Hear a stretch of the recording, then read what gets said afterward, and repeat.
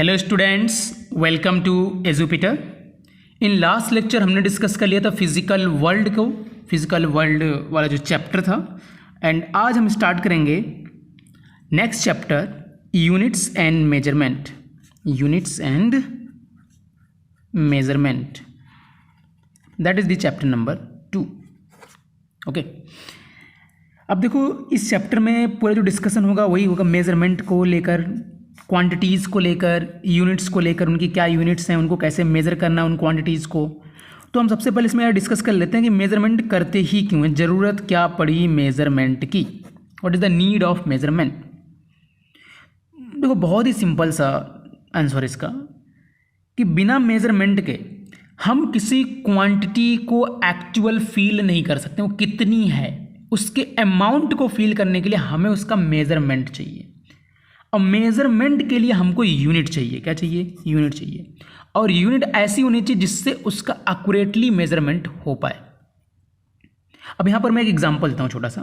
जैसे मान लो ये आपका घर है, this is your home, okay, और ये आपका ऑफिस है, ये आपका ऑफिस है।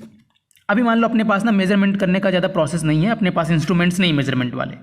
अब मैं बोलूँ होम से आपके घर तक की डिस्टेंस क्या बताओ, तो आपने क्या किया भैया, स्टेप्स काउंट कर लिए कि ये स्टेप आप पैदल गए वहाँ तक, और जो स्टेप्स काउंट हुए आपने बोला भी साहब 500 स्टेप्स आ रहे हैं टोटल मेरे घर से ऑफिस तक के।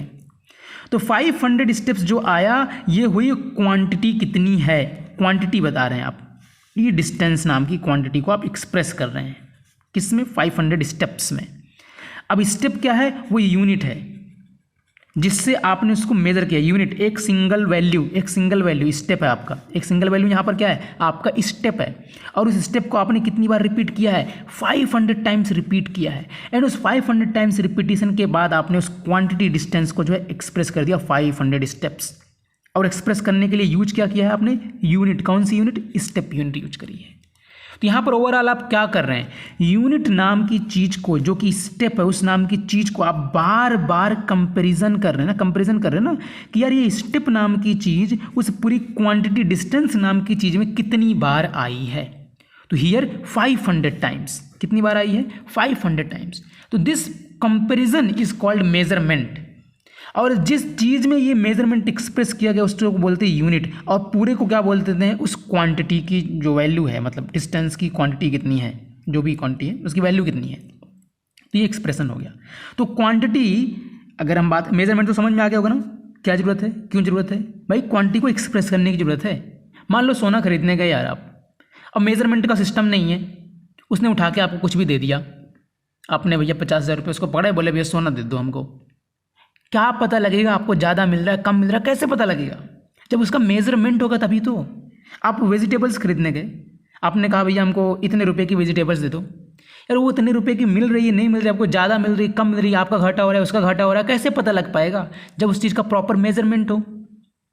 सही बात है कि नहीं? तो बिना मेजरमेंट की दुनिया ही अधूरी हो जाएगी फिर तो, पूरी वही पुराना जमाना हो जाएगा फिर तो। बिना मेजरमेंट के पॉसिबल नहीं कुछ भी आज के टाइम में। तो मेजरमेंट हमको चाहिए ही चाहिए। ठीक है, ये बात तो समझ में आ गई होगी। अब बात करता हूँ मैं क्वांटिटी की। तो क्वांटिटी को हमने दो चीज़ में एक्सप्रेस किया, दो चीज़ को लेकर मतलब मिला के कंप्लीट किया है। मान लो क्वांटिटी को हम लोग क्यों से डिनोट करें, ठीक है? तो इसमें एक तो आता है नंबर, न्यूमेरिकल वैल्यू, और दूसरी आती है यूनिट। मान लें न्यूमेरिकल वैल्यू n और यूनिट u से डिनोट कर रहे हैं, तो तब जाके हमारी क्या बनती है? क्वांटिटी बनती है। तो ये होगा, समझ लो कहीं ना कहीं क्वांटिटी का formula, Q is equal to NU। Simple सा फार्मूला, कोई बड़ा फार्मूला नहीं है, एकदम सिंपल है, एकदम सिंपल है। अब ये NU मैंने कैसे लिख दिया यार? देखो ना, ये नंबर है, ये यूनिट है, जो भी रहेगा। जैसे मान लो अगर आज के टाइम की बात करें, जिसमें सेंटीमीटर मीटर सब कुछ डिफाइंड हो चुका है। मान लो यहाँ से यहाँ तक की जो लेंथ है पूरी, यहाँ से लेकर यहाँ तक की 10 सेंटीमीटर की है। तो यहाँ पर सेंटीमीटर क्या है? यूनिट है, जो कि कितने टाइम्स रिपीट हो रही है? 10 टाइम्स रिपीट हो रही है इसके अंदर। 1 2 3 4 5 6 7 8 9 10, 10 टाइम्स रिपीट हो रही है। तो आपने बोला जो ये सेंटीमीटर नाम की चीज़ है वो 10 टाइम्स आई है, यानी जो हमारा वैल्यू हो गया वो 10 सेंटीमीटर क्वांटिटी की, जहाँ पर 10 क्या है? न्यूमेरिकल वैल्यू है, और सेंटीमीटर क्या है? यूनिट है भाई साहब। कोई बड़ी बात नहीं, सिंपल। ठीक है, आगे बढ़ते हैं। हमने क्या आपको बताया अभी? Q is equal to NU। अब इसके ऊपर थोड़ा सा विचार करो, जस्ट लुक एट हियर। मान लो कोई लेंथ है, और वो कुछ 2 मीटर की है। कितने मीटर की है? 2 मीटर की है। इसका मतलब ये हुआ मीटर नाम की चीज़ इस पूरे क्वांटिटी में 2 टाइम्स रिपीट हुई है। कितने टाइम्स रिपीट हुई है? 2 टाइम्स रिपीट हुई है। कोई गलत बात नहीं, सिंपल सिंपल। अच्छा, अगर मैं ये कहूँ कि नहीं नहीं नहीं नहीं नहीं नहीं, ये 200 सेंटीमीटर है, क्या है? 200 सेंटीमीटर, तो भी कोई गलत बात नहीं है भाई। क्वांटिटी तो यही रहेगी, चाहे आप 2 मीटर बोल दो, चाहे 200 सेंटीमीटर बोल दो, वैल्यू बदलने वाली नहीं है। कोई गलत बात नहीं, सही है, दोनों ही केस सही। अच्छा यार, 200 सेंटीमीटर जब बोला तो यहाँ पर 200 आ रहा है ना, सेंटीमीटर जब बोला तो 200 आ रहा है, जब मीटर बोल रहा हो तो 2 आ रहा है। क्वांटिटी वही है, यानी Q1 is equal to Q2, वही है, दोनों केस में सेम है। पहले केस में भी वही है, दूसरे केस में भी वही है, लेकिन पहले केस में न्यूमेरिकल वैल्यू 2 है, दूसरे केस में न्यूमेरिकल वैल्यू 200 है। तो ये 2 से 200 बढ़ कैसे गई? क्या हुआ? हमने यूनिट चेंज कर दिया। पहले हमारी यूनिट जब मीटर थी, जो कि क्या है, बड़ी यूनिट है, जो डिफाइन करेगी वो इतने बड़े को मीटर बोला गया है। सेंटीमीटर किसको बोलेगा? इतू से को सेंटीमीटर बोला गया है। ये भाई साहब सेंटीमीटर है और ये मीटर इतना बड़ा सा, तो भाई साहब सेंटीमीटर क्या होगा? ज़्यादा टाइम्स रिपीट होगा। तो सेंटीमीटर जो खुद है, जो यूनिट है, वो बहुत ही छोटी यूनिट है। यहाँ पर U2 जो है वो क्या है? सेंटीमीटर, और यहाँ पर U1 क्या है? मीटर है। तो सेंटीमीटर खुद एक छोटी यूनिट है, तो अगर यूनिट छोटी रहेगी तो न्यूमेरिकल वैल्यू क्या होगी? बढ़ेगी। अगर यूनिट बढ़ेगी तो न्यूमेरिकल वैल्यू क्या होगी? घटेगी। यानी इन्वर्सली प्रोपोर्शनल है ये दोनों एक दूसरे के, N inverse proportion with U, यानी n बढ़ेगा तो U घटेगा एंड वाइस वर्सा। तो अगर इन दोनों के बीच हम लोग ग्राफ प्लॉट करें, क्या प्लॉट करें? ग्राफ प्लॉट कर लेते हैं। मान लो ये इधर अपना n है, इधर अपना U है। देखो, जब भी ग्राफ प्लॉट करना होगा तो एक एक्स वाई एक्सिस लेना पड़ेगा ना, एक एक्स एक्सिस है और एक वाई एक्सिस। तो एक्स एक्सिस पर मैंने U ले लिया है और वाई एक्सिस पर मैंने n ले लिया है। अब इनका वेरिएशन क्या है? Inversely proportional. कहने का मतलब ये, जब U बढ़ेगा बढ़ेगा बढ़ेगा बढ़ेगा तो n घटेगा घटेगा घटेगा, ऐसे घटना चाहिए। तो इस तरीके से जो ग्राफ बनता है ना, कुछ ऐसा बनता है एक्चुअली में। इस ग्राफ को अगर फील करें आप, U बढ़ रहा है इधर की तरफ, तो उस समय n कितना जाएगा? डाउन जाएगा। अच्छा, U ऐसे घटेगा तो उस समय n कैसे जाएगा? ऐसा ऊपर की तरफ जाएगा। ठीक, तो मतलब इनवर्स प्रोपोर्शन को ये ग्राफ रिप्रेजेंट करता है। और यहाँ पर Q1 का मतलब क्या हो जाएगा? N1 U1, और Q2 का मतलब क्या हो जाएगा? N2 U2। ये बहुत ही ज़्यादा इंपॉर्टेंट फार्मूला हमको मिलता है यहाँ पर, बेसिक कॉन्सेप्ट से, बेसिक चीज़ों से मिलता है। हमने देखा भाई, नंबर चेंज किया, यूनिट चेंज हुई, और उसका मल्टीप्लाई करेंगे, क्वांटिटी तो वही रहेगी, क्वांटिटी थोड़ी चेंज हो रही है। तो उस तरीके से हमने एक फार्मूला लिखा, और ये बहुत ही ज़्यादा इंपॉर्टेंट एक ग्राफ हमने यहाँ पर देखा, जो भी यूनिट का मामला था उसकी हेल्प से। अब आगे यहाँ पर एक चीज़ सुनो ध्यान से। अभी थोड़ी देर पहले मैंने एक व्यक्ति के घर से उसके ऑफिस तक की डिस्टेंस का मेजरमेंट करवाया, उसको दौड़ा के। भाई फिजिक्स है, कोई समझौता नहीं, दौड़ाना पड़ेगा दौड़ाएंगे, चलाना पड़ेगा चलाएंगे। तो 500 कदम मैंने उसको दौड़ा दिया। 500 कदम उसको दौड़ाया तो वहाँ पर उसने मेजरमेंट करके बताया, भाई साहब जो है हमारे घर से लेकर ऑफिस तक का डिस्टेंस 500 कदम के बराबर है, अब दोबारा मत दौड़ाइए हमको। अब हमने दूसरे व्यक्ति को पकड़ा, हमने कहा अब जरा तुम बताओ कितना है। तो वो वापस आया, बोलता भाई साहब 400 जो है 90 कदम आया हमारा, 500 नहीं आया। कितना आया? 490 स्टेप्स। 500 नहीं आया सर, पिछले वाले का 500 आया। अब मेरा दिमाग खराब, मैंने पिछले वाले का भाई क्या बता रहा है, तू 10 ज़्यादा बता रहा है या फिर तू जो है 10 कम बता रहा है, किसका सही किसका गलत है, अब कैसे वो डिसाइड किया जाए। तो यहाँ पर जो स्टेप नाम की चीज़ है, जिसको हमने यूनिट बोला है, ये यूनिट सही नहीं है, ये अच्छा तरीका नहीं है यूनिट को डिफाइन करने का, क्योंकि सबके स्टेप यार अलग अलग होते हैं। किसी का स्टेप छोटा होता है, किसी का स्टेप बड़ा होता है। ऐसे इनके 500 हैं तो किसी का 502 आ जाएगा, किसी का 504 आ जाएगा। एक अकुरेसी नहीं मिल पाएगी, इसमें अकुरेसी नहीं मिल पाएगी। अभी भी गाँव में जब देखेंगे ना तो लठ रहता है, लठ से खेत को नापते हैं, खेत वगैरह को, कि यार कितना खेत है, क्या साइज उसका है, बीघा वगैरह लठ से ही नापा जाता है। हालांकि लठ वेल डिफाइंड लठ होता है, ऐसा नहीं है कि कोई सा भी लठ उठा लाए। पहले ऐसा ही रहता था कि हर क्षेत्र में अलग अलग यूनिट्स होती थी, लाइक मीटर सेंटीमीटर जब नहीं बना रहा होगा, जस्ट इमेजिन लोग कैसे मेजर करते रहेंगे, ऐसे स्टेप से। ऐसे फिंगर्स वाला देखा होगा आपने, फिंगर वाला, भाई ये फिंगर 3 फिंगर ये पूरा ऐसा रख दिया अपन ने, कितना हो गया है ना, ऐसे से मेजर कर लेते थे पहले।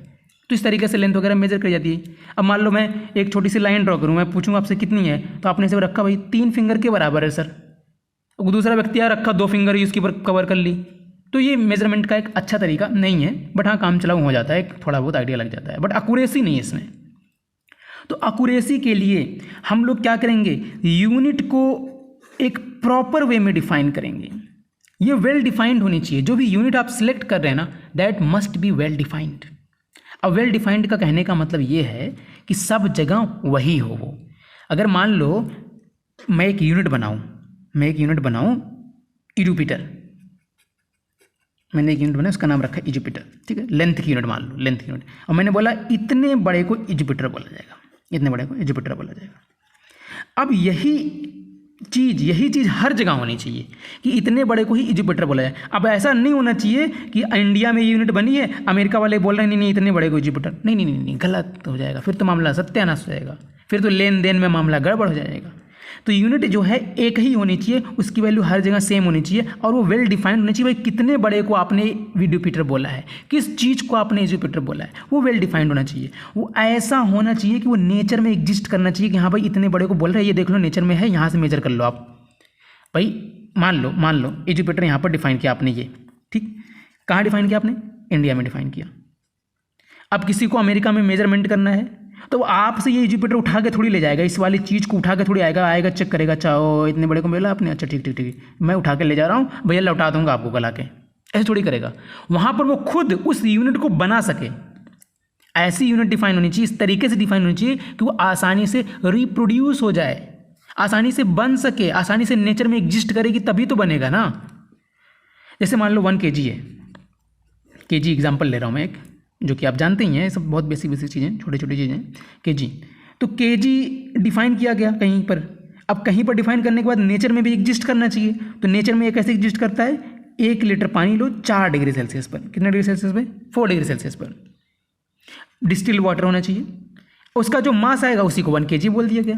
अब उसके बाद से कंपेरिजन कर लो, आप अपना 1 kg बना लो जिससे बनाना है।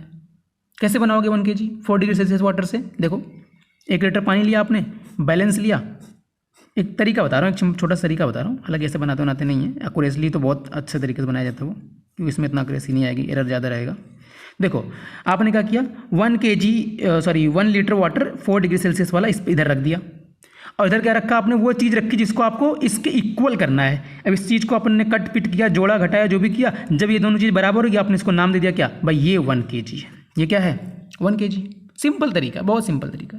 तो कंपैरिजन प्रोसेस कर करके जो है हम लोग यूनिट्स को डिफाइन करें। ऐसी यूनिट्स होनी चाहिए जो समय के साथ, प्लेस के साथ चेंज ना हो, इजीली रिप्रोड्यूस हो सके, है ना, एक अप्रोप्रिएट साइज हो उसका, ठीक है ना, उसको हम लोग यूनिट बोलेंगे, प्रॉपर यूनिट बोलेंगे। ऐसा नहीं कि स्टेप डिफाइन कर लिया किसी ने फिंगर से डिफाइन कर लिया, किसी ने लेफ्ट से डिफाइन कर लिया, ये सब काम नहीं चलेगा। तो अभी तक हमने क्या किया, हमने क्वांटिटीज़ को डिफाइन कर लिया कि क्वांटिटी किसे कहेंगे, भाई मेजरमेंट करना है उसका, मेजरमेंट क्या है, यूनिट क्या है। अब देखो टाइप्स ऑफ क्वांटिटी क्या है, उनको भी जानना जरूरी है ना। एक ही क्वांटिटी थोड़ी होगी, लेंथ मास सिर्फ इतना ही थोड़ी है, बहुत कुछ है। डिस्टेंस को सिर्फ थोड़ी मेजर करना है, सिर्फ मास को थोड़ी मेजर करना है। There are so many quantities, speed है, टेम्परेचर है, दुनिया भर की क्वांटिटीज़ हैं। तो क्या कितने टाइप्स की क्वांटिटीज़ होती हैं जरा समझ लेते हैं। जो ब्रॉडली हम लोग कैटेगराइज करते हैं क्वांटिटीज़ को 2 टाइप्स में करते हैं। One is fundamental quantities,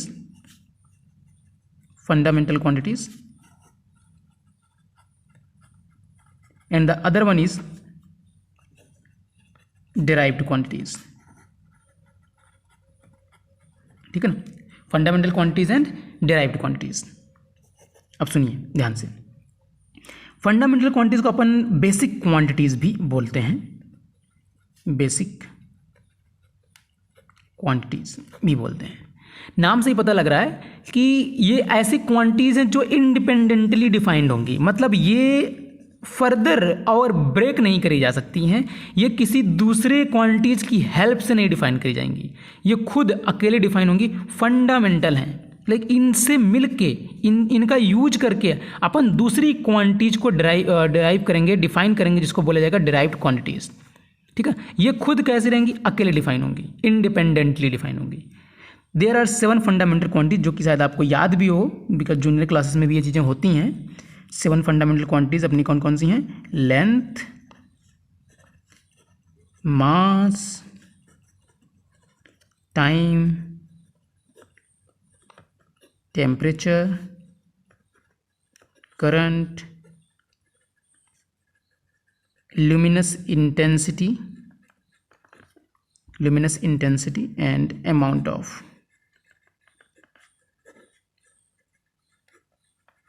substance। Length की यूनिट क्या होगी भाई, ये क्वांटिटीज हैं, इनकी यूनिट्स भी होंगी, फंडामेंटल यूनिट्स। तो लेंथ की यूनिट जो डिफाइन करेगी वो मीटर, मास की किलोग्राम, टाइम की सेकेंड, टेम्परेचर की अपनी केल्विन, करंट की एम्पियर, ल्यूमिनस इंटेंसिटी पूरा एक साथ है, कैंडेला CD डिनोट करते हैं, लिख देता हूँ कैंडेला ऐसा, ठीक है। एंड अमाउंट ऑफ सब्सटेंस का मोल, सिंबल मोल, अगर पूरा लिखते हैं तो MOLE। तो ये है फंडामेंटल यूनिट्स और ये हैं फंडामेंटल क्वांटिटीज़। देखो जैसे जैसे आप आगे बढ़ेंगे वैसे वैसे इन क्वांटिटीज़ का यूज़ होता रहेगा।